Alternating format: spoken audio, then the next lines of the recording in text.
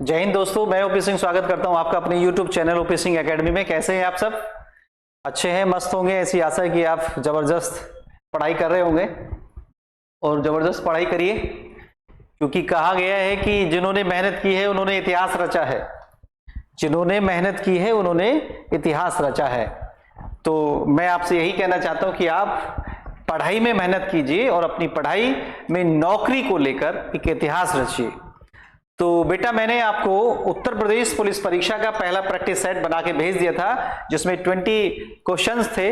लेकिन आज के प्रैक्टिस सेट में भी आपके 20 क्वेश्चन होंगे, लेकिन नेक्स्ट जो तीसरा सेट बनेगा उसमें आपके 37 ही क्वेश्चन आएंगे। पूरे के पूरे कंप्लीट करेंगे, चाहे उनको करने में हमें 1 से 1.5 घंटा क्यों ना लगे।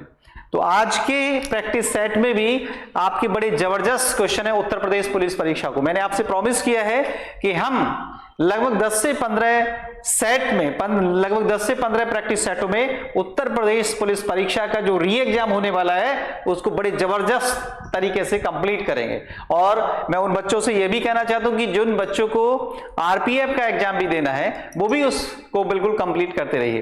तो चलिए आज हम शुरू करते हैं अपने प्रैक्टिस सेट को।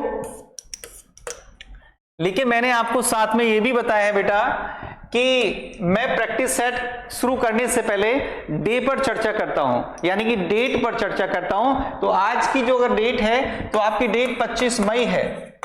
25 मई, तो 25 मई 2024 है। तो प्रत्येक ये मान के चलना कि कोई ना कोई डेट बड़ी इंपॉर्टेंट फूट के आती है और हर डेट पर कोई ना कोई क्वेश्चन आते रहते हैं। मैं अभी ये आपको बता दूं कि जो मई महीना होता है, जो मई मंथ होता है, मई मंथ ये माउंट एवरेस्ट पर चढ़ने वाले पर्वतारोहियों के लिए बड़ा इंपॉर्टेंट होता है, क्योंकि माउंट एवरेस्ट पर जो मोस्टली ज्यादा से ज्यादा पर्वतारोही चढ़ते हैं वो मई महीने को ही चुनते हैं। तो मैंने शुरू से ही लेकर आपको बताया कि मई महीने में मोस्टली जिन्होंने माउंट एवरेस्ट को फतेह किया है उनके नाम यहां पर आ जाते हैं। जैसे बछेंद्री पाल ने 23 मई 1984 को माउंट एवरेस्ट को फतेह किया था और भारत में माउंट एवरेस्ट को फतेह करने वाली भारत की पहली महिला बनी थी। तो ऐसे ही आपने देखा हुआ अरुणिमा सिन्हा जिसकी बाईं टांग कटने के बाद भी, यानी कि पहली भारत के साथ साथ विश्व की पहली महिला बनी जिसने विकलांग रूप में होते हुए भी माउंट एवरेस्ट को फतेह किया था मई महीने में ही, और 2013 में। तो ऐसे ही आज 25 मई है। तो 25 मई में एक नाम आता है, 25 मई में एक नाम आता है एरिक वेहेन मेयर। एक नाम आता है एरिक वेहेन मेयर। ये अमेरिका का था। 21 वर्षीय बालक, यानी कि 21 वर्षीय व्यक्ति एरिक वेहेन मेयर, जिसने दृष्टिहीन होते हुए माउंट एवरेस्ट को फतेह किया था। यानी कि विश्व का ऐसा पहला व्यक्ति बना जिसने दृष्टिहीन यानी कि अंधा व्यक्ति होने के बाद भी माउंट एवरेस्ट को फतेह किया था और एक विश्व रिकॉर्ड बनाया था। तो ये मेहनत के ही तो कारनामे हैं। दृष्टिहीन स्टूडेंट को देखा है मैंने, आईएएस की परीक्षा पास करते हैं, और जैसे एरिक वेहेन मेयर को देखा कि दृष्टिहीन होते हुए यानी कि अंधा व्यक्ति होते हुए माउंट एवरेस्ट को फतेह किया, यानी कि 8,848 मीटर ऊंची पर्वत चोटी को फतेह कर दिया। तो मेहनत से हम कुछ भी फतेह कर सकते हैं। और मैं बोलता हूं कि बेटा आप पढ़ाई में मेहनत करिए, आप 8 घंटे पढ़िए, 12 घंटे पढ़िए, लेकिन मेहनत करिए, स्मार्ट मेहनत करिए और उत्तर प्रदेश पुलिस जैसी परीक्षाओं को निकालिए। और मैं चाहता हूं उत्तर प्रदेश पुलिस परीक्षा जैसी नहीं, आप कोई भी परीक्षा को निकाल सकते हैं पूरी मेहनत करने के बाद। तो हम डेट पे ये चर्चा की, इसी डेट पे हमने देखते हैं कि आज 25 मई है। 25 मई, तो 25 मई 1886 एक डेट है बड़ी इंपॉर्टेंट। मैंने बताया कि मई कोई ना कोई डेट मई की एग्जाम क्वेश्चन लेकर आती है। तो ये रास बिहारी बोस के लिए है, रास बिहारी बोस के लिए है डेट, रास बिहारी बोस। तो रास बिहारी बोस का जन्म हुआ था 25 मई 1886 को बंगाल क्षेत्र में, यानी कि पश्चिम बंगाल में। और आपको पता है कि रास बिहारी बोस किस रूप में जाने जाते हैं। तो क्वेश्चन आता है कि आजाद हिंद फौज का गठन किसने किया था, आजाद हिंद फौज की स्थापना किसने की थी, तो वो रास बिहारी बोस हैं। और बेटा ये क्वेश्चन और याद करना कि क्वेश्चन कभी कभी आ जाता है कि आजाद हिंद फौज, आजाद हिंद फौज, आजाद हिंद फौज। तो आजाद हिंद फौज का जो स्थापना का श्रेय है वो दिया जाता है कैप्टन मोहन सिंह को। याद रखना है, बहुत स्टूडेंट गलत करते हैं, कैप्टन मोहन सिंह। तो कैप्टन मोहन सिंह को आजाद हिंद फौज की स्थापना करने का श्रेय दिया जाता है, यानी कि कैप्टन मनमोहन सिंह को आजाद हिंद फौज का संस्थापक माना जाता है।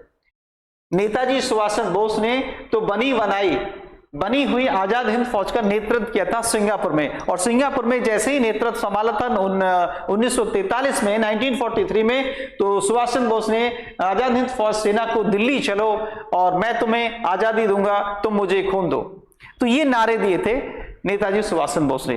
तो ये क्वेश्चन इस तरह से हमारे आज की डेट पर ये आ जाते हैं। अब हम यहां से अपने क्वेश्चन की स्टार्टिंग करते हैं जबरदस्त तरीके से।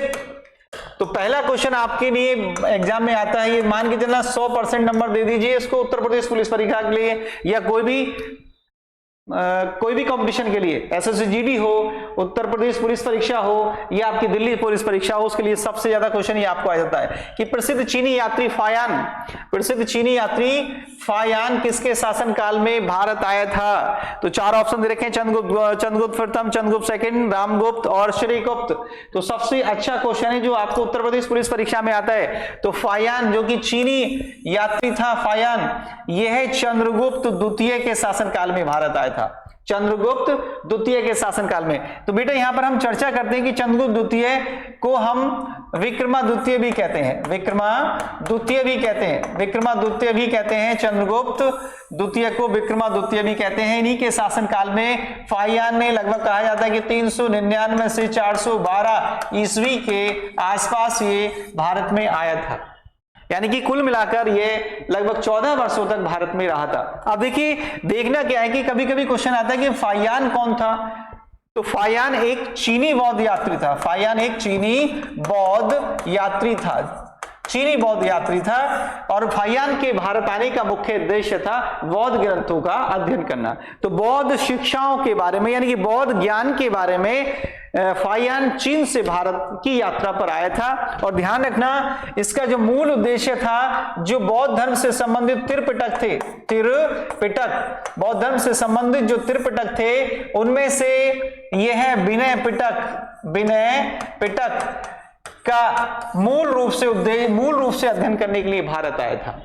तो बौद्ध शिक्षाओं के बारे में, बौद्ध शिक्षा की जानकारी करने के बारे में, बौद्ध ज्ञान अर्जित करने के बारे में फायान चीन देश से भारत की यात्रा पर आया था और उसका मूल उद्देश्य था त्रिपिटकों की जो बौद्ध धर्म से संबंधित ग्रंथ हैं उनका अध्ययन करना, और बौद्ध ग्रंथों में से भी सबसे इंपॉर्टेंट था विनय पिटक के मूल सिद्धांतों का अध्ययन करना।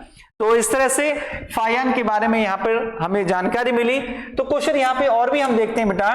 तो चंद्रगुप्त प्रथम को गुप्त वंश का वास्तविक संस्थापक कहते हैं चंद्रगुप्त प्रथम को गुप्त वंश का, और गुप्त वंश का जो संस्थापक था उसको बोलते हैं श्रीगुप्त गुप्त वंश का संस्थापक था। तो ये क्वेश्चन आपको आता है कि गुप्त वंश का संस्थापक कौन था, श्रीगुप्त, और गुप्त वंश का जो वास्तविक संस्थापक था वो चंद्रगुप्त प्रथम था। इसी ने चंद्रगुप्त प्रथम ने ही राजाधिराज की उपाधि धारण की थी। राजाधिराज की उपाधि धारण करने वाला पहला गुप्त शासक कौन था, तो वो चंद्रगुप्त प्रथम था। चंद्रगुप्त प्रथम को ही गुप्त वंश का वास्तविक संस्थापक कहा जाता है और श्रीगुप्त को गुप्त वंश का फाउंडर कहा जाता है। बात करें यहां पर हम अभी, देखिए बेटा मेरा क्वेश्चन एक्सप्लेनेशन में जाता है, ध्यान रख लेना। पढ़ाने को मैं कुछ भी यहाँ पर शॉर्टली पढ़ा सकता हूँ, लेकिन थोड़ी सी जानकारी आप करते रहिए, कोई दिक्कत नहीं है, क्योंकि जितना क्वेश्चन आपको हो जाएगा वो बड़ा ही आपको लाभ देगा।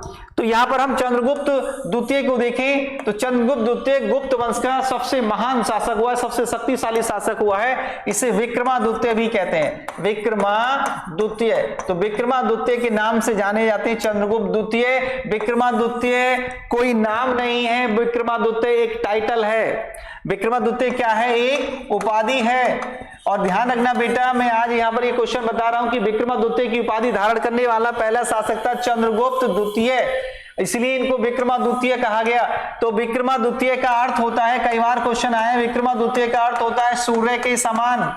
सूर्य के समान कहा जाता है विक्रमादित्य को। तो विक्रमादित्य की पहली उपाधि चंद्रगुप्त द्वितीय ने ली थी। और इस प्रकार में एक जानकारी आपको बताऊं कि विक्रमादित्य की टोटल रूप से जो उपाधि धारण की है वो भारत के 14 हिंदू राजाओं ने धारण की थी।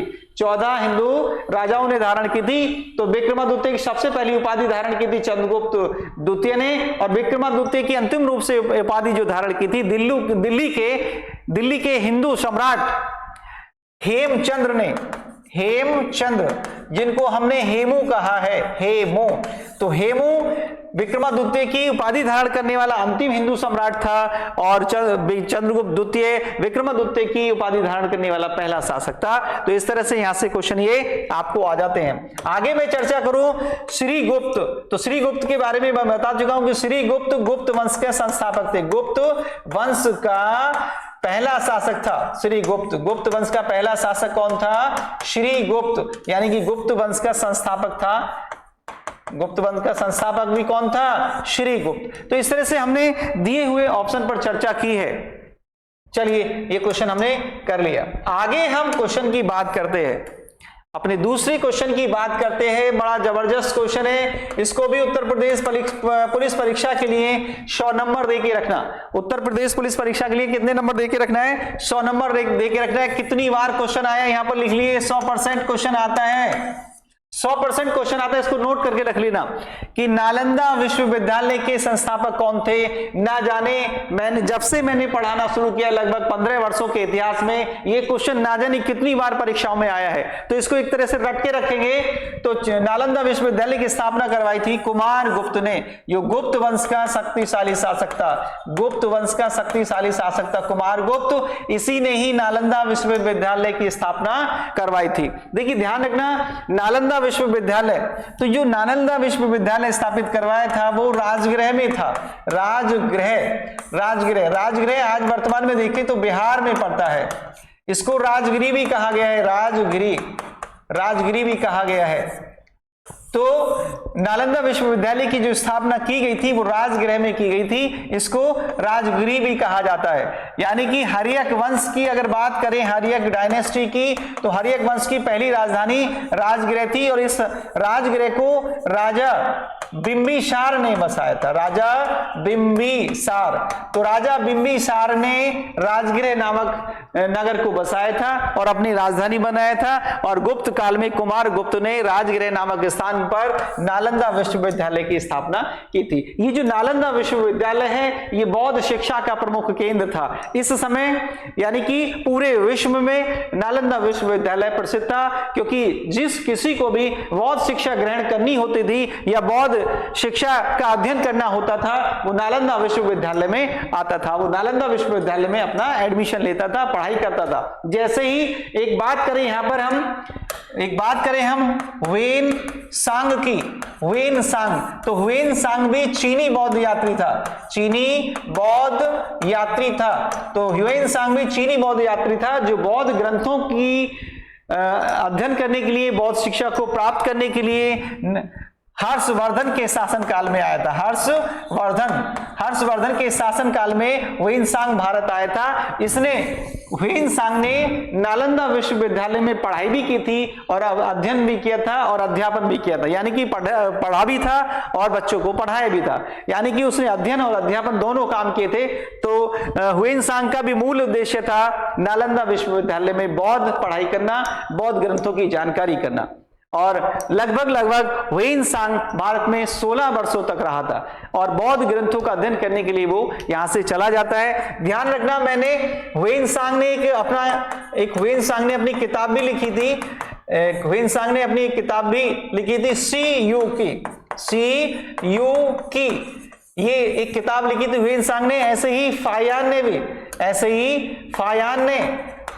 ने भी एक किताब लिखी थी फोक्यो की।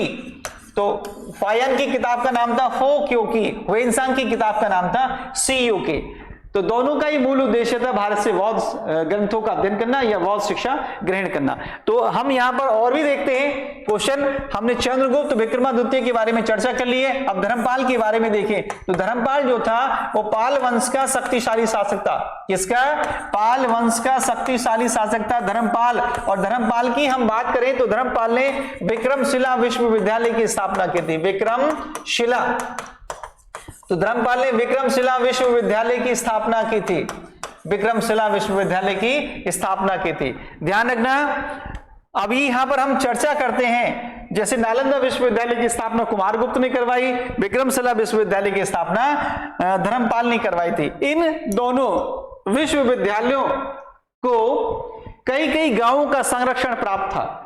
यानी कि कहा जाता है कि हर्षवर्धन ने नालंदा विश्वविद्यालय का खर्च संचालन के लिए 100 गांव की आमदनी को दान में दे रखा था। ऐसे ही कहा जाता है कि धर्मपाल ने विक्रमशिला और नालंदा विश्वविद्यालय की खर्च संचालन के लिए 200 गांव दान में दे रखे थे। 200 गांव से जो इनकम होती थी वो इन विश्वविद्यालयों पर खर्च की जाती थी। यहीं पर और हम बात करें कुमारगुप्त के बारे में भी बात हो चुकी है। पुष्य गुप्त की बात करें तो पुष्य गुप्त सौराष्ट्र प्रांत, जो सौराष्ट्र प्रांत आज वर्तमान में गुजरात में पड़ता है, यहाँ का प्रांतपति था। इसी ने ही सुदर्शन झील का निर्माण कराया था पुष्य गुप्त ने। तो पुष्य गुप्त सौराष्ट्र प्रांत का, या सौराष्ट्र प्रांत आता है गुजरात में, यहीं का प्रांतपति था। इसी ने ही सुदर्शन झील का निर्माण कराया था। तो इस तरह से हमने यहाँ पर ये क्वेश्चन कंप्लीट किए हैं। आगे एक बात यहां पर मैंने आपको बताया कि नालंदा विश्वविद्यालय और विक्रमशिला विश्वविद्यालय कहा जाता है कि नालंदा विश्वविद्यालय को और विक्रमशिला विश्वविद्यालय को मोहम्मद गौरी के सेनापति बख्तियार खिलजी ने आक्रमण करके नष्ट या ध्वस्त कर दिया था। इन दोनों ही विश्वविद्यालयों को, नालंदा विश्वविद्यालय को और विक्रमशिला विश्वविद्यालय को, मोहम्मद गौरी के सेनापति बख्तियार खिलजी ने आक्रमण करके नष्ट कर दिया था या उनको ध्वस्त कर दिया था। कभी कभी क्वेश्चन आ जाता है। चलिए आगे हम बढ़ते हैं अपने क्वेश्चन को लेकर, तीसरे क्वेश्चन को लेकर हम आगे बढ़ते हैं। तो तीसरा क्वेश्चन है, देखिए तीसरा क्वेश्चन भी आपको इंपॉर्टेंट कर लेना बेटा। तीसरा क्वेश्चन भी बहुत ही इंपॉर्टेंट है कि ताम और पत्र लेख दर्शाते हैं कि प्राचीन काल में बिहार के राजाओं का संपर्क था। किससे? बर्मा से था, थाईलैंड से था, कंबोडिया से था, जावा सुमात्रा से था। तो ये था जावा सुमात्रा से। अब ताम और पत्र लेख क्या होते हैं? ताम और पत्र लेख, ताम यानी कि तांबे से बनी एक प्लेटें होती थी, तांबे से बनी एक चादरें से होती थी, उन पर एक लेख लिखा जाता था, उसको ताम्रपत्र लेख कहते थे। और ताम्रपत्र लेख दर्शाते हैं जावा और सुमात्रा से। अब हम इस पे चर्चा करते हैं बर्मा। तो बर्मा का मतलब है यहां पर म्यांमार देश से। किससे? म्यांमार देश से। म्यांमार देश जो भारत का एक पड़ोसी राष्ट्र है, म्यांमार देश जिसको बोलते हैं। इसकी राजधानी है नेपिडा। इसकी राजधानी है नेपिडा। म्यांमार की राजधानी नेपिडा है। बात करें थाईलैंड, तो थाईलैंड की राजधानी है बैंकॉक। थाईलैंड की राजधानी बैंकॉक है। बात करें कंबोडिया, तो कंबोडिया पे जीके का क्वेश्चन आता है, देखना। कंबोडिया की राजधानी नॉमपेन है। नॉमपेन कंबोडिया की राजधानी है। और कंबोडिया में एक विश्व प्रसिद्ध अंकोर वाट, इंपोर्टेंट कर लेना, विश्व प्रसिद्ध अंकोर वाट का मंदिर है। क्वेश्चन आता है कि अंकोर वाट का मंदिर कहां पर है? कंबोडिया देश में, जो कि विश्व का सबसे बड़ा मंदिर माना जाता है। और इस मंदिर का निर्माण सूर्यवर्मन द्वितीय ने कराया था। तो कंबोडिया देश में अंकोर वाट का मंदिर है, जो विश्व का सबसे बड़ा मंदिर है। इसका निर्माण भारतवंशी सूर्यवर्मन द्वितीय ने कराया था। एक बात मैं यहां पर बता दूं कि कंबोडिया देश तक भारत था। और कहा जाता है जानकारी स्रोतों के अनुसार कि भारत से अब तक 24 देशों का निर्माण हो चुका है। भारत से अब तक 24 देश बन चुके हैं। ये बांग्लादेश, पाकिस्तान तो अभी 1947 और 1971 की बात है। तो भारत से अब तक 24 देश बन चुके हैं, ये ध्यान रख लेना। श्रीलंका, कंबोडिया देश तक भारत का ही विस्तार था। चलिए आगे हम इसी में देखते हैं जावा और सुमात्रा। तो जावा और सुमात्रा द्वीप हैं, जावा और सुमात्रा द्वीप हैं इंडोनेशिया देश में। इंडोनेशिया देश के प्रसिद्ध द्वीप हैं जावा और सुमात्रा। ये गर्म मसालों के लिए फेमस हैं। किसके लिए फेमस हैं? गर्म मसालों के लिए फेमस है जावा और सुमात्रा।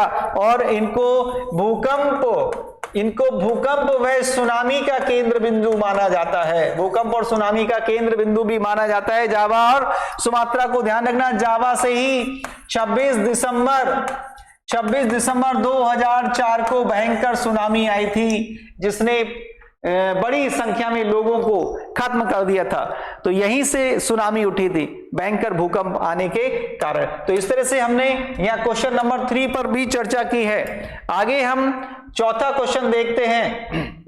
तो चौथा क्वेश्चन उत्तर प्रदेश से है। क्वेश्चन ये भी आपको आता है पुलिस परीक्षाओं में आपको बहुत ज्यादा, कि निम्नलिखित में से उत्तर प्रदेश का राजकीय पक्षी कौन सा, राज्य पक्षी कौन सा है? तो उत्तर प्रदेश का राज्य पक्षी है सारस, जिसको क्रॉन्च भी कहते हैं, क्रॉन्च भी कहते हैं। तो उत्तर प्रदेश का राजकीय पक्षी क्रॉन्च है। तोता की बात करें तो तोता आंध्र प्रदेश का राजकीय पक्षी है। आंध्र प्रदेश, तोता आंध्र प्रदेश का राज्य पक्षी है, बहुत आता है। आंध्र प्रदेश का राज्य पक्षी क्या है? तोता है। गरुड़ की बात करें तो धार्मिक पक्षी है, धार्मिक प्रवृत्ति का पक्षी, धार्मिक पक्षी है, धार्मिक पक्षी। और इसे गरुड़ को भगवान विष्णु का वाहन भी माना जाता है। भगवान विष्णु का वाहन गरुड़, और गरुड़ को पक्षियों का राजा कहा जाता है, ये ध्यान रख लेना। और रामचिड़ैया जिसको बोलते हैं किंग फिशर भी बोलते हैं रामचिड़ैया को, ये एक चिड़िया है। और सारस उत्तर प्रदेश का राजकीय पक्षी है। इस तरह से हम बात करें यूपी के राजकीय चिन्हों की, राज्य चिन्हों की अगर बात करें तो यहां पर एक बार हम देखते हैं। तो उत्तर प्रदेश का जो राजकीय राज्य वृक्ष है, राज्य वृक्ष उत्तर प्रदेश का अशोक है, अशोक वृक्ष। ऐसे ही उत्तर प्रदेश का राज्य पुष्प पूछे, राज्य पुष्प तो पलाश है, पलाश बहुत आता है, पलाश जिसको हम टेसू भी बोलते हैं, टेसू। हम बात करें उत्तर प्रदेश की राज्य नदी की बात करें तो गंगा नदी है, गंगा नदी राज्य नदी है। हम बात करें उत्तर प्रदेश के राज्य चिन्ह की तो राज्य चिन्ह में मछली व धनुष प्रमुख रूप से आता है, धनुष। यहीं पर हम बात करें यूपी के राज्य ग्रंथ की, तो यूपी का राज्य ग्रंथ हमारा भागवत गीता है, भागवत गीता। तो इस तरह से यूपी के कुछ प्रतीक्षण यहां से आपसे पूछ लेता है। यूपी की राज्य मछली की बात करें, राज्य मछली की, तो राज्य मछली का नाम है चीतल या मोय, चीतल या मोय। तो इस तरह से यूपी के राज्य चिन्ह हमें पूछता रहता है, तो बहुत ही याद करने हैं ये क्वेश्चन। चलिए आगे हम बात करते हैं अपने 5वें नंबर के क्वेश्चन की। तो उत्तर प्रदेश से रिलेटेड है, बहुत आता है, इसको भी हम 100% रूप में पढ़ेंगे। बहुत ज्यादा क्वेश्चन आता है कि 1937 से 1950 तक उत्तर प्रदेश को किस नाम से जाना जाता था। तो यहां पर हम बात करें तो 1937 से 1950 तक उत्तर प्रदेश को संयुक्त प्रांत के नाम से जाना जाता था। अब बात करते हैं यूपी का पहला नाम। यूपी का अगर पहला नाम बात करें तो पहला नाम था उत्तर पश्चिम प्रांत नाम था 1877 में यूपी का जो पहला नाम था वो उत्तर पश्चिम प्रांत था। उसके बाद यूपी का दूसरा नाम परिवर्तित हुआ आगरा अवध पश्चिम प्रांत के नाम से। उसके बाद आगरा अवध संयुक्त प्रांत नाम हुआ, संयुक्त प्रांत। उसके बाद यूपी का तीसरा नाम पूछता है तो तीसरा नाम हुआ संयुक्त प्रांत जो 1937 की बात है। अब यही चौथा नाम तो चौथे नाम से संयुक्त प्रांत का नाम हो गया उत्तर प्रदेश। और उत्तर प्रदेश ये बात है 24 जनवरी 1950 की। तो 24 जनवरी 1950 को संयुक्त प्रांत से नाम हो गया था उत्तर प्रदेश। तो इस तरह से हमने उत्तर प्रदेश के नामों पर चर्चा की। तो उत्तर प्रदेश का यानी कि यूपी का जो पहला नाम था वो उत्तर पश्चिम प्रांत था। उसके बाद यूपी का दूसरा नाम हुआ आग्रावत संयुक्त प्रांत। उसके बाद यूपी का तीसरा नाम हुआ संयुक्त प्रांत 1937 में। उसके बाद यूपी का चौथा नाम हो गया उत्तर प्रदेश, और ये उत्तर प्रदेश नाम हुआ था 24 जनवरी 1950 को। इसलिए यूपी के मुख्यमंत्री माननीय योगी आदित्यनाथ जी ने 24 जनवरी 2019 से उत्तर प्रदेश दिवस मनाना शुरू किया।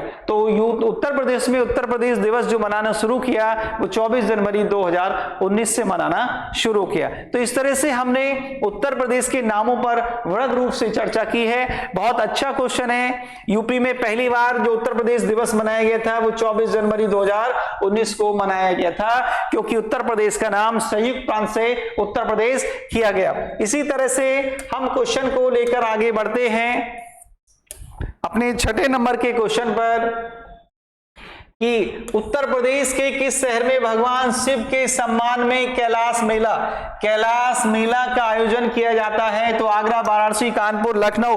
तो ध्यान रखना, भगवान शिव के सम्मान में कैलाश मेले का आयोजन जो किया जाता है वो आगरा में किया जाता है। बहुत ही अच्छा क्वेश्चन है ये।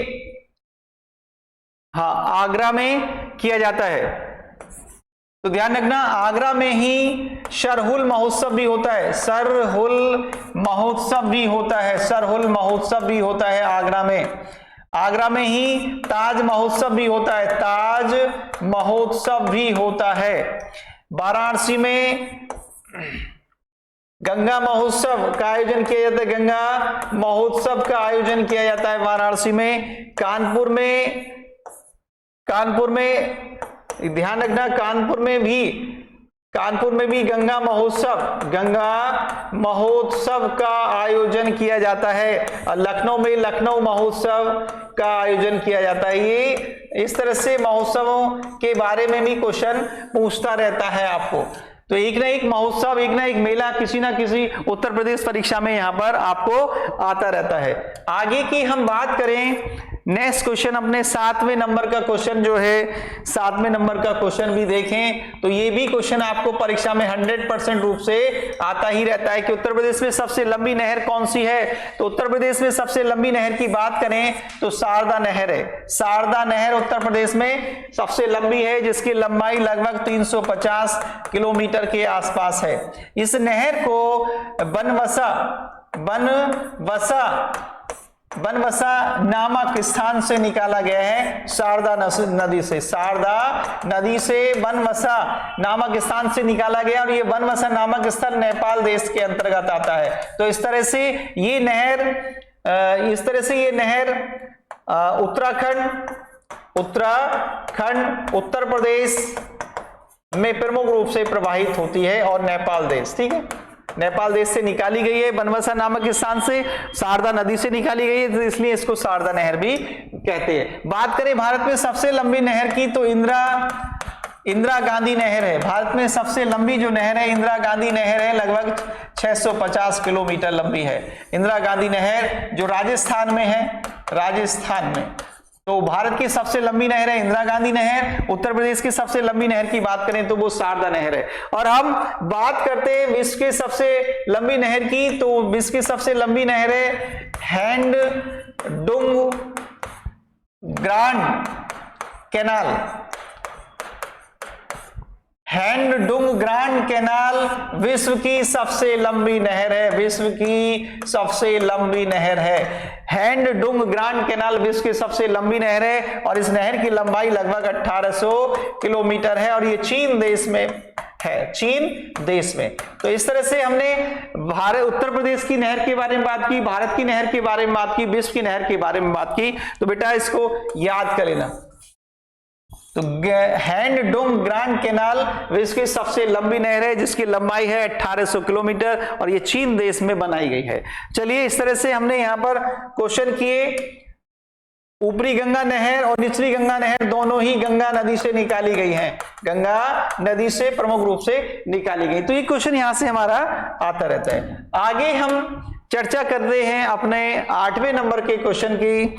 8वें नंबर का जो क्वेश्चन है वो 1930 में सीवी रमन को किस क्षेत्र के लिए नोबेल पुरस्कार दिया गया था। वेरी इंपॉर्टेंट क्वेश्चन है, इसके माध्यम से मैं आपको बहुत अच्छा क्वेश्चन यहां पे कराऊंगा बेटा, इसके माध्यम से मैं बहुत अच्छा क्वेश्चन करा देता हूं। 1930 में सीवी रमन को किस क्षेत्र में, तो सीवी रमन को जो भौतिक क्षेत्र में नोबेल पुरस्कार मिला था 1930 में, भौतिक क्षेत्र में। और ये जो भौतिक क्षेत्र में नोबेल पुरस्कार मिला था ये रमन प्रभाव की खोज के लिए मिला था, रमन इफेक्ट, रमन प्रभाव की खोज की थी इन्होंने 28 फरवरी 1928 को, 1928 को रमन प्रभाव की खोज की थी वैज्ञानिक सीवी रमन ने, इसलिए इनको 1930 में भौतिक क्षेत्र का नोबेल पुरस्कार प्रदान किया था, भौतिक क्षेत्र का। और सीवी रमन को 1954 में भारत रत्न सम्मान से भी सम्मानित किया गया था, भारत रत्न सम्मान से भी सम्मानित किया गया था। और इस प्रकार सीवी रमन भारत रत्न सम्मान प्राप्त करने वाले क्रम से नंबरिंग के हिसाब से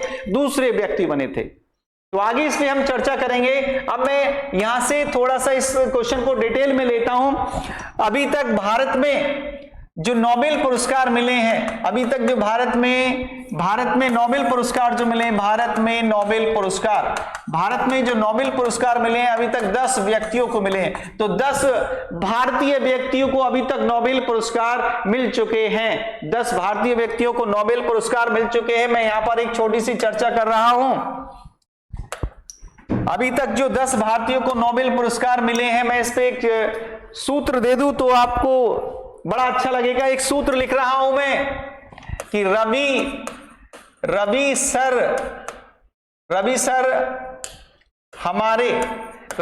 हमारे सुबह आम ना बिके अभी। देखिए बेटा मैंने एक ट्रिक्स बनाई है, बड़ी जबरदस्त ट्रिक है कि रवि सर हमारे सुबह आम ना बिके अभी। इसमें 10 भारतीयों को जो नोबेल पुरस्कार दिए गए हैं उसको हमने एक ही सूत्र में पढ़ लिया है। अब देखिए देखते कैसे हैं, तो यहां से रवि से देखें तो रविन्द्रनाथ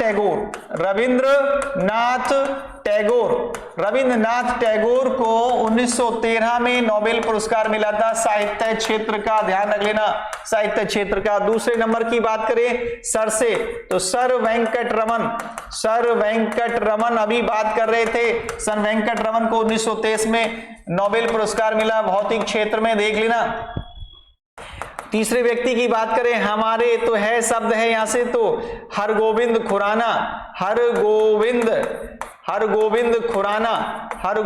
खुराना को 1968 में मिला चिकित्सा क्षेत्र का नोबेल पुरस्कार, चिकित्सा क्षेत्र का। मां से बात करें, चौथे नंबर मां से बात करें तो मदर टेरेसा को नोबेल पुरस्कार मिला 1979 में। और शांति क्षेत्र का मिला, शांति क्षेत्र का। सुबह की बात करें, सुबह तो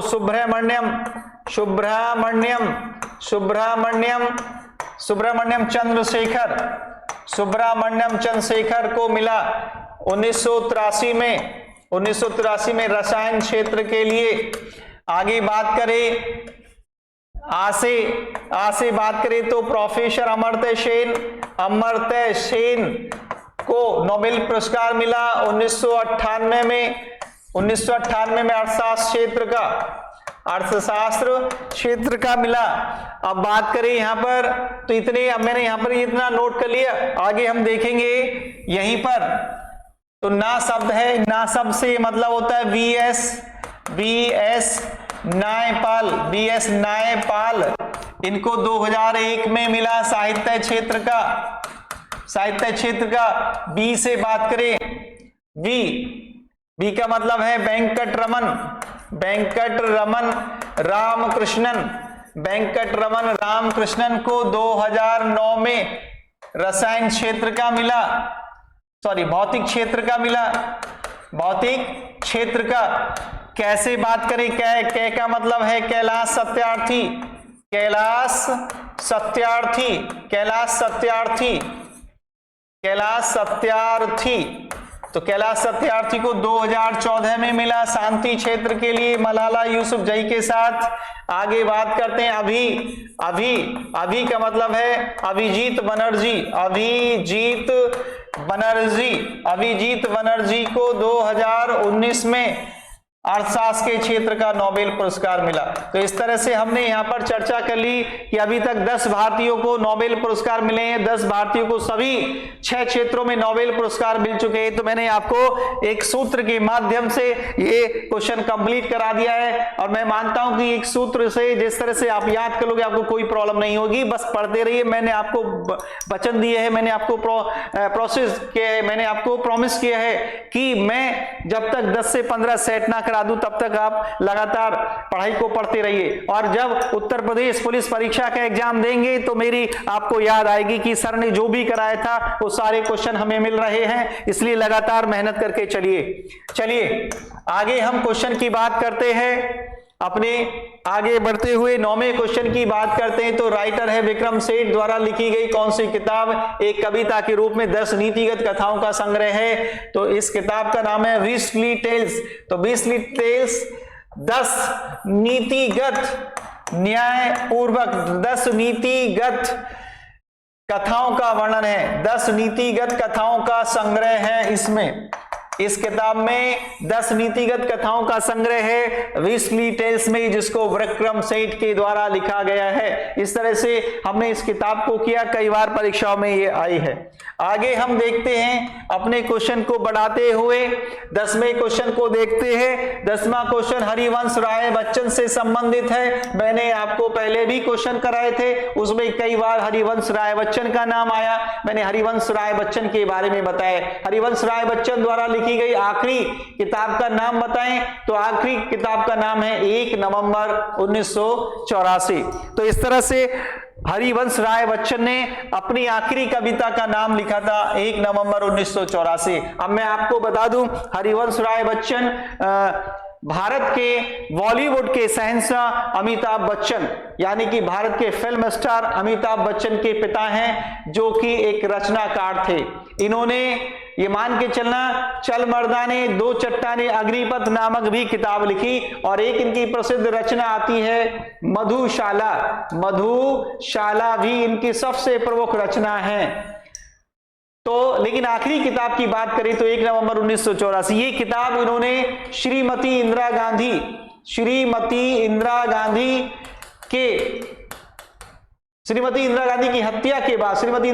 की हत्या के बाद ये किताब लिखी थी। श्रीमती इंदिरा गांधी की हत्या 31 अक्टूबर 1984 को श्रीमती इंदिरा गांधी के अपने ही अंगरक्षकों के द्वारा कर दी गई थी, उनके सफदरजंग दिल्ली स्थित उनके आवास पर।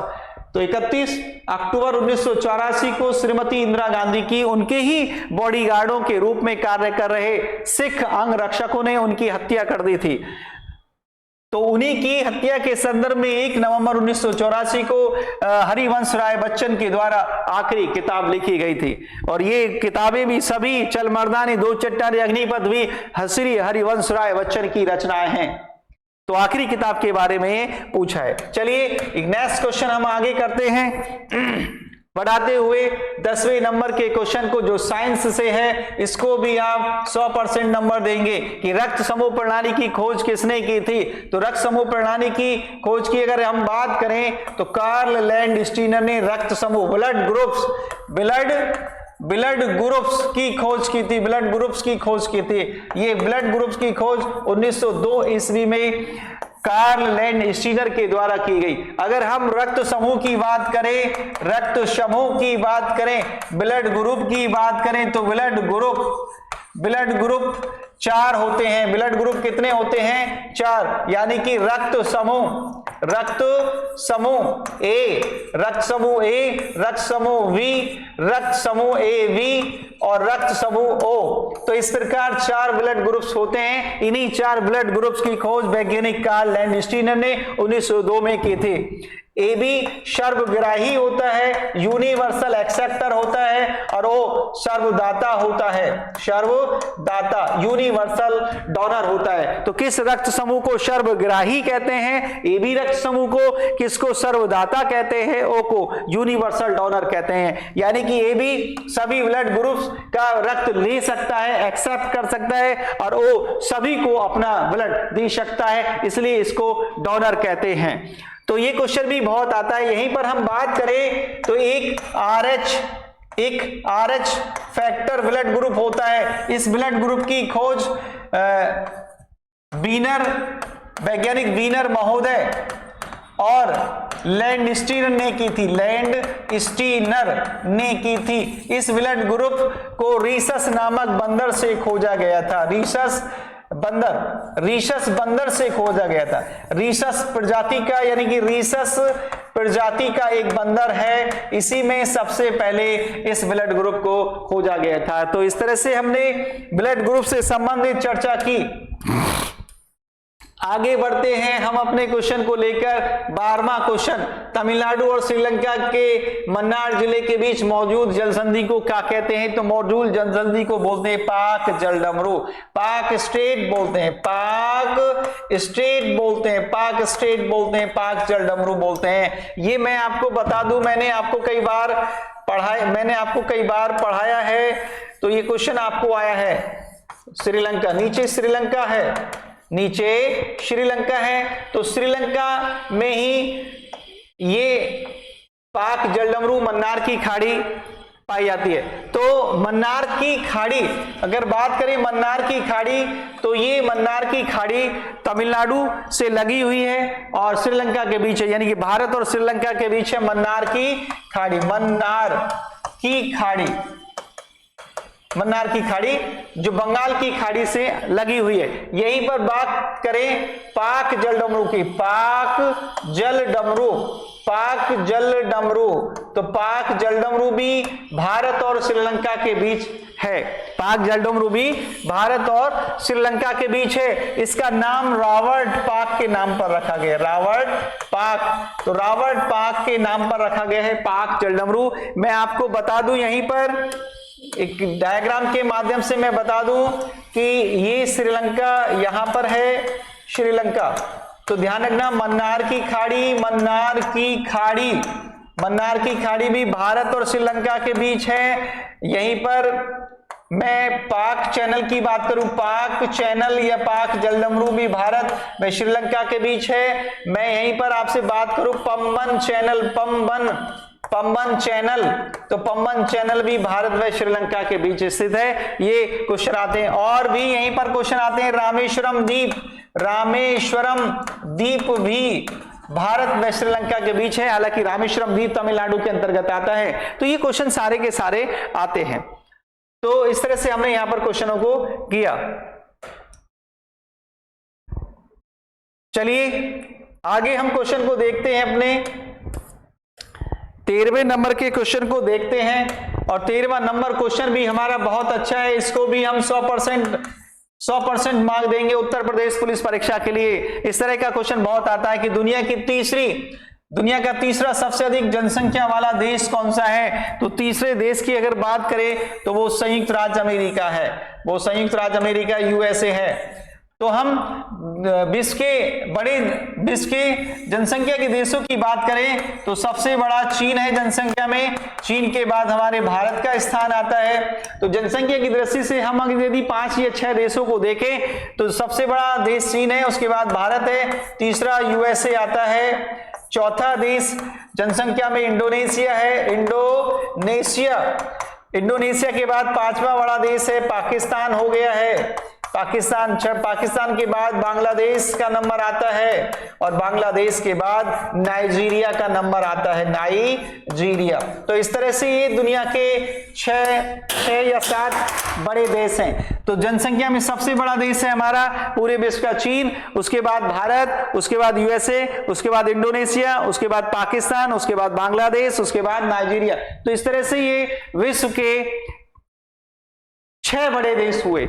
और एक क्वेश्चन हमारा यहां से आता रहता है, ब्राजील ब्राजील इस समय 7वें नंबर पर आता है। ठीक है, चलिए ये क्वेश्चन हमारा यहां हो गया जनसंख्या के हिसाब से। तो बेटा पढ़ते रहना, ये क्वेश्चन आता है। आगे हमने क्वेश्चनों को बढ़ाते हुए निम्नलिखित में से कौन सा संयुक्त अरब अमीरात का एक अमीरात नहीं है? तो ध्यान रखना, मस्कट संयुक्त अरब अमीरात के अंतर्गत नहीं आता है। मैं आपको यूएई के बारे में बता दूं, यूएई यूनाइटेड अरब अमीरात। तो यूनाइटेड अरब अमीरात कुल मिलाकर 7 अमीरातों से मिला हुआ एक देश है।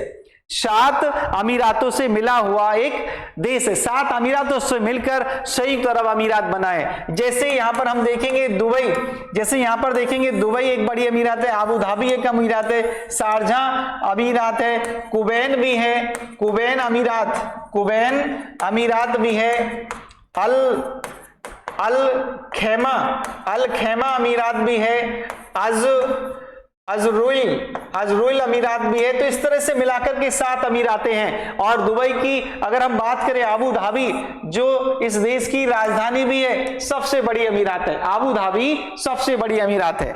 तो इस तरह से ये 7 अमीरातों से मिलकर बना हुआ है। और अभी ध्यान रखना, दुबई ये देश वेरी इंपॉर्टेंट कर लेना, अभी हाल ही में किस मुस्लिम देश में एक हिंदू धर्म से संबंधित मंदिर का निर्माण किया गया है? तो वो संयुक्त अरब अमीरात ही है। और संयुक्त अरब अमीरात के दुबई में मंदिर का निर्माण किया गया है, एक बृहद मंदिर। तो पहला मुस्लिम कंट्री जिसमें हिंदू मंदिर का निर्माण किया गया है वो संयुक्त अरब अमीरात है। और संयुक्त अरब अमीरात के दुबई में इस मंदिर का निर्माण किया है। और दुबई को मैं बता दूं, दुबई में ही बुर्ज खलीफा एक बिल्डिंग है, एक इमारत है जो दुनिया की सबसे ऊंची इमारत है, जो कि 125 मंजिला इमारत है। 125 मंजिला इमारत है। बेटा एक चीज को और मैं बताऊं, ये देश अभी बड़ा चर्चा में रहा क्योंकि क्लाउड, अभी मैंने अखबार में पढ़ा था क्लाउड सीडिंग क्या है? क्लाउड सीडिंग ध्यान रखना, बड़ा ही चर्चा में क्वेश्चन है क्लाउड सीडिंग। अभी संयुक्त अरब अमीरात में वर्षा, यानी कि वर्षा संयुक्त अरब अमीरात में बड़ा कम वर्षा होती है, लेकिन एक क्लाउड सीडिंग एक वैज्ञानिक विधि है जिसके द्वारा वर्षा को कराया जाता है। इसमें क्या होता है, जहां पर वर्षा करानी होती है या एक बड़े क्षेत्र में वर्षा करानी होती है तो क्षेत्र के चारों तरफ सिल्वर आयोडाइड का AgI जिसको बोलते हैं सिल्वर आयोडाइड का स्प्रे किया जाता है, छिड़काव किया जाता है। तो कहा जाता है कि संयुक्त अरब अमीरात में 5 से 6 हवाई जहाजों के माध्यम से सिल्वर आयोडाइड का छिड़काव किया गया और एक बड़े स्तर पर बादलों का निर्माण किया। और इन बादलों ने एक भयंकर वर्षा की। कहा जाता है कि 10 सालों की बारिश उन्होंने 1 घंटे में या 1 दिन में करा ली। 10 सालों की बारिश 1 दिन में करा ली। तो यहां पर बारिश यानी कि पानी ही पानी हो गया था। अभी यहां पर दुबई को और संयुक्त अरब अमीरात को पानी का सामना करना पड़ रहा है। तो एक विधि है, वैज्ञानिक विधि, जिसके द्वारा वर्षा कराई गई थी, अभी चर्चा में रही थी। आगे हम देखेंगे क्वेश्चन को, आगे क्वेश्चन बढ़ाते हुए इस प्रैक्टिस सेट के 15वें नंबर का क्वेश्चन देखेंगे कि निम्नलिखित में से कौन सा शहर बहरीन की राजधानी है? यदि उत्तर प्रदेश पुलिस परीक्षा देनी हो तो उत्तर प्रदेश पुलिस परीक्षा के लिए हमें राजधानियां, देशों की मुद्राएं, देशों की संसदों के नाम, देशों की राजधानियों के नाम बिल्कुल रट के जाएं, तब हम उत्तर प्रदेश पुलिस परीक्षा को देंगे। तो उत्तर प्रदेश पुलिस परीक्षा में राजधानियां याद होनी चाहिए, मुद्राएं याद होनी चाहिए, संसदों के नाम याद होना चाहिए। तो बहरीन की राजधानी है, बहरीन की राजधानी है मनामा, बहरीन की राजधानी। अंकारा की बात करें तो टर्की देश की राजधानी है। दोहा बात करें तो कतर की राजधानी है। बेरूत बात करें तो बेलारूस की राजधानी है, बेलारूस की। और मनामा बहरीन की राजधानी है। तो इस तरह से हमें उत्तर प्रदेश पुलिस परीक्षा को देना है तो राजधानियों को बिल्कुल कंफर्म करना पड़ेगा। राजधानियां रटे जो उत्तर प्रदेश पुलिस परीक्षा को देना चाहते हैं। मेरे बच्चे, मेरे जो स्टूडेंट हैं जो उत्तर प्रदेश पुलिस परीक्षा को देना चाहते हैं, कम से कम 30 इंपॉर्टेंट देशों की राजधानी याद करें, 30 इंपॉर्टेंट देशों की करेंसी याद करें, 30 इंपॉर्टेंट देशों की संसदों के नाम याद करें। और आपको 1 या 2 क्वेश्चन रखे मिलेंगे, वो मैं करा दूंगा, आप परेशान मत होइए। चलिए आगे बढ़ते हैं, हम क्वेश्चन को लेते हुए आगे बढ़ते हैं।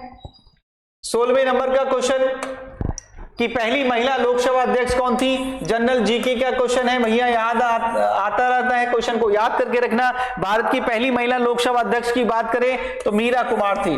मीरा कुमार भारत की पहली महिला लोकसभा अध्यक्ष बनी और यहीं पर सुमित्रा महाजन दूसरी लोकसभा अध्यक्ष बनी है, दूसरी।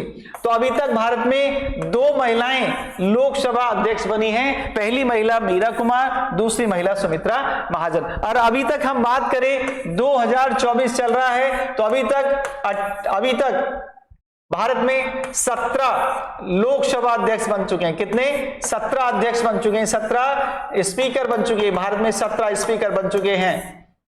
ओम बिरला अभी वर्तमान में ओम बिरला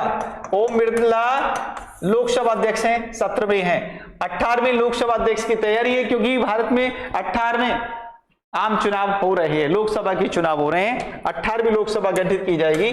और हम जीबी महावलंकर की बात करें, जीबी महावलंकर बहुत आता है। जीबी महावलंकर कौन थे? तो जीबी महावलंकर यानी कि गणेश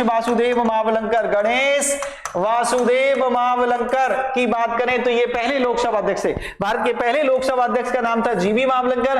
भारत की पहली महिला लोकसभा अध्यक्ष का नाम है मीरा कुमार। और वर्तमान की बात करें तो ओम बिरला है। ओम बिरला वर्तमान में लोकसभा अध्यक्ष है। याद कर लेना, इसको स्पीकर भी बोलते हैं, चलिए आगे नेक्स्ट क्वेश्चन देखते हैं। नेक्स्ट क्वेश्चन हम बढ़ाते हैं 17वें नंबर का क्वेश्चन कि स्वतंत्रता संग्राम 1857 का सिपाही विद्रोह किस शहर में हुआ था? तो ये सिपाही विद्रोह की बात कर रहा है, सिपाही विद्रोह। तो सिपाही विद्रोह हुआ था बेटा मेरठ में हुआ था, और मेरठ में हुआ था 10 मई 1857 को। 10 मई 1857 को मेरठ में पहले सिपाही विद्रोह हुआ था। यानी कि 1857 की क्रांति की बात करें तो ये मेरठ से 10 मई 1857 को हुई थी। झांसी में बात करें तो ये 5 या 6 जून 1857 को हुई। दिल्ली में बात करें तो ये 11 मई 1857 को हुई थी। और यहीं पर बात करें तो इस क्रांति की जो शुरुआत की थी, 1857 की क्रांति की जो शुरुआत की थी वो मंगल पांडे ने की थी। किसने की थी? मंगल पांडे ने। मंगल पांडे ने 2 अंग्रेज अधिकारियों को गोलियों से भूनकर मार दिया था। और मंगल पांडे को 8 अप्रैल 1857 को फांसी पर लटका दिया था। तो क्रांति की जो शुरुआत की थी, 1857 की जो क्रांति की शुरुआत की थी वो मंगल पांडे ने की थी। मंगल पांडे को जब ये पता चला कि अंग्रेज भारत का धर्म भ्रष्ट कर रहे हैं, उन्हें जब ये पता चला कि गोलियों में सुअर और गाय की चर्बी लगाई गई है, इस माध्यम से हमारा धर्म भ्रष्ट किया जा रहा है, जब मंगल पांडे को लगा कि कारतूसों में गाय की चर्बी लगी है, तो उन्होंने गुस्से में 2 अंग्रेज अधिकारियों को गोलियों से मार दिया और मंगल पांडे को गिरफ्तार किया गया। और 8 अप्रैल 1857 को मंगल पांडे को फांसी पर लटका दिया गया था। इसी तरह से मंगल पांडे ने 1857 की क्रांति को स्टार्ट किया था। और मंगल पांडे 1857 की क्रांति के समय फांसी पर चढ़ने वाले पहले वीर क्रांतिकारी बने। इनका संबंध 34वीं नेटिव इन्फेंट्री से था, यानी कि 34वीं बटालियन से था, 34वीं कंपनी से था, 34वीं नेटिव कंपनी से मंगल पांडे वीर सिपाही थे। चलिए इस तरह से क्वेश्चन आगे बढ़ाते हैं हम इस सीरीज का। देखते हैं 18वें नंबर का क्वेश्चन। 18वें नंबर का क्वेश्चन, भारत के पहले हिंदी भाषा के अखबार का नाम बताएं जिसे पहली बार 30 मई 1826 को प्रकाशित किया गया था। इसको वेरी इंपॉर्टेंट करिए और वेरी इंपॉर्टेंट करने के साथ 100% नंबर दे के इसको रखिए। तो इसका नाम था उदंत मार्तंड। उदंत मार्तंड भारत में प्रकाशित होने वाला पहला हिंदी भाषी अखबार था और ये कलकत्ता से प्रकाशित हुआ था। कहां से प्रकाशित हुआ था? कलकत्ता से प्रसारित हुआ था। और इसका जो संपादक थे वो पंडित जुगल किशोर थे। पंडित जुगल किशोर इस अखबार के संपादक थे। हिंदी भाषा में प्रकाशित होने वाला भारत का पहला अखबार था और प्रकाशित हुआ था 30 मई 1826 को कलकत्ता से। तो बहुत आता है। अभी मैं यहां पर बात करूं, उदंत मार्तंड का अर्थ होता है, इसका अर्थ होता है उगता हुआ सूरज। उगता हुआ सूर्य या उगता हुआ सूरज, क्योंकि मार्तंड बोलते हैं सूरज को। मार्तंड किसको बोलते हैं? सूरज को बोलते हैं, सूरज को बोलते हैं। और ध्यान रखना ये क्वेश्चन आपके बहुत आते हैं। भारत में सूर्य देवता के मंदिर है, भारत में सूर्य देवता के मंदिर हैं, ध्यान रखना, भारत में सूर्य देवता के मंदिर भी हैं। कोणार्कपुरी का मंदिर सूर्य देवता का मंदिर है, कोणार्कपुरी का मंदिर। और यहीं पर मोढेरा मंदिर अभी पुलिस में आया था, मोढेरा मंदिर, मोढेरा मंदिर। और एक है मारतंड मंदिर, मारतंड मंदिर। ये सूर्य देवता के भारत में 3 मंदिर हैं। ये उड़ीसा में है, बहुत ज्यादा क्वेश्चन आता है। ये गुजरात में अभी क्वेश्चन आया था पुलिस परीक्षा में। ये आपका जम्मू कश्मीर में, कश्मीर में है, कश्मीर, जम्मू कश्मीर में है। तो भारत में सूर्य देवता के कितने मंदिर हैं? 3। और उदंत मार्तंड के बारे में मैंने आपको बता दिया। अभी यहीं पर मैं एक क्वेश्चन और देखूं कि भारत में अंग्रेजी भाषा में भी अखबार प्रकाशित हुआ था। अंग्रेजी भाषा में प्रकाशित होने वाला पहला अखबार था the Bengal Gazette, the Bengal Gazette, Bengal Gazette, sorry the Bengal Gazette, Bengal Gazette था पहला। ये 1780 में प्रकाशित हुआ था। ये भी कलकत्ता से प्रकाशित हुआ था। कहां से प्रकाशित हुआ था बेटा? कलकत्ता से। और इसके प्रकाशन करता थे जेम्स, अंग्रेज था, जेम्स ऑगस्ट हिक्की था, जेम्स ऑगस्ट हिक्की था इसका संपादक। द बंगाल गजट भारत में प्रकाशित होने वाला पहला अखबार था जो अंग्रेजी भाषा में प्रकाशित हुआ था 1780 में। जेम्स ऑगस्ट हिक्की ने इसको प्रकाशित किया था। आगे हम बढ़ते हैं, क्वेश्चन को आगे लेकर चलते हैं। आगे, इनमें से कौन सी गेहूं की उच्च पैदावार देने वाली बीज किस्म है जिसका भारत की हरित क्रांति में योगदान रहा है? तो ये है लरमा रोजा। लरमा रोजा गेहूं की उच्च पैदावार देने वाली किस्म है जिसने हरित क्रांति में योगदान दिया था। और ध्यान रखना, भारत में जो हरित क्रांति के जनक हैं वो महान कृषि वैज्ञानिक MS Swaminathan, MS Swaminathan, MS Swaminathan, जिनको अभी भारत रत्न भी दिया गया है। क्वेश्चन में करा दूंगा। एमएस स्वामीनाथन को भारत में हरित क्रांति का जनक माना जाता है। और भारत में 1966 से या 1967 से हरित क्रांति शुरू हुई थी। तो भारत में हरित क्रांति का जनक महान कृषि वैज्ञानिक एमएस स्वामीनाथन को माना जाता है, जिन्हें अभी सरकार ने भारत रत्न पुरस्कार देकर सम्मानित किया है मरणोपरांत। और हरित क्रांति जो ग्रीन रेवोल्यूशन है भारत में 1966-67 से शुरू हुई थी। और ये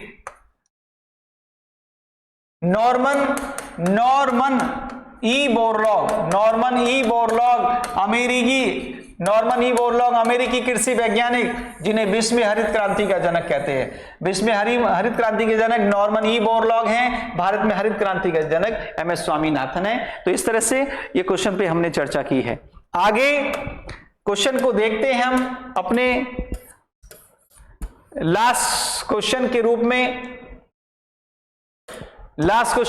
कि 20 फरवरी, ये 20वां क्वेश्चन है कि फरवरी 1948 में भारतीय संविधान के प्रारंभिक मसौदे को किसने तैयार किया था? जो प्रारंभिक मसौदा था, जो प्रारंभिक रूपरेखा थी स्टार्टिंग में, उसका डिजाइन किसने तैयार किया था? तो वी.एन. राव ने, सर बेनिगल नरसिंह राव को प्रथम प्रारूपकर्ता माना जाता है। प्रथम प्रारूपकर्ता, यानी कि इनको प्रथम संवैधानिक सलाहकार माना जाता है। प्रथम संवैधानिक सलाहकार बहुत आता है क्वेश्चन बेटा कि संविधान का प्रथम संवैधानिक सलाहकार कौन था? बेनिगल नरसिंह राव, यानी कि वी.एन. राव। ये प्रथम संवैधानिक सलाहकार थे, फर्स्ट कॉन्स्टिट्यूशनल एडवाइजर थे। क्वेश्चन ये बहुत आता है। इन्होंने ही सबसे पहले भारतीय संविधान का मेन ड्राफ्ट तैयार किया था, पहला ड्राफ्ट तैयार किया था। तो इस तरह से हमने ये क्वेश्चन तैयार किए हैं, ये 20 क्वेश्चन। लेकिन अब क्लास आपकी ये मान के चलना थोड़ा सा लंबी हो जाती है। मैं आपको इसलिए 38 क्वेश्चन नहीं कराना चाहता, कम से कम 2 घंटे की क्लास चलेगी, क्योंकि मेरा एक्सप्लेनेशन ज्यादा हो जाता है क्वेश्चनों को समझाते। इसलिए 20 क्वेश्चनों को करते रहिए। मैं आपके पूरे 10 से 15 सेट कराऊंगा। और आप अगर मुझे कमेंट के माध्यम से ये बोलेंगे कि सर जितने उत्तर प्रदेश पुलिस परीक्षा में 38 क्वेश्चन आते हैं या 37 क्वेश्चन आते हैं, पूरा प्रैक्टिस सेट एक साथ कराइए, मुझे कमेंट के माध्यम से बताएंगे तो मैं उसको कल से ही आपके 38 क्वेश्चन कराना शुरू कर दूंगा। तो इन क्वेश्चनों को आप करते रहिए और परीक्षा को देखते हुए, क्योंकि समय कम मिलेगा अगर डेट आती है, तो अपनी अच्छी तैयारी करते रहिए, बैठ के तैयारी करिए, मेहनत से तैयारी करिए। और मैं मानता हूं कि बेटा जिन्होंने मेहनत की है, इतिहास रचा है, तो आप अपनी पढ़ाई में, अपनी पढ़ाई के क्षेत्र में मेहनत करिए और नौकरी पा करके इतिहास रचिए। और वीडियो को ज्यादा से ज्यादा लाइक करिए, शेयर करिए और चैनल को सब्सक्राइब करिए। मैं आपको अपनी वीडियो के माध्यम से मिलता रहूंगा, आपको मोटिवेट करता रहूंगा और आप क्लास को करते रहिए। मैं फिर मिलूंगा आपको इन्हीं क्वेश्चनों के माध्यम से, आपको बेस्ट क्वेश्चन लेकर, ताकि आप एग्जाम को क्वालिफाई कर सके। मिलूंगा मैं नेक्स्ट कल इसी टाइम इसी समय, तब तक के लिए जय हिंद जय भारत।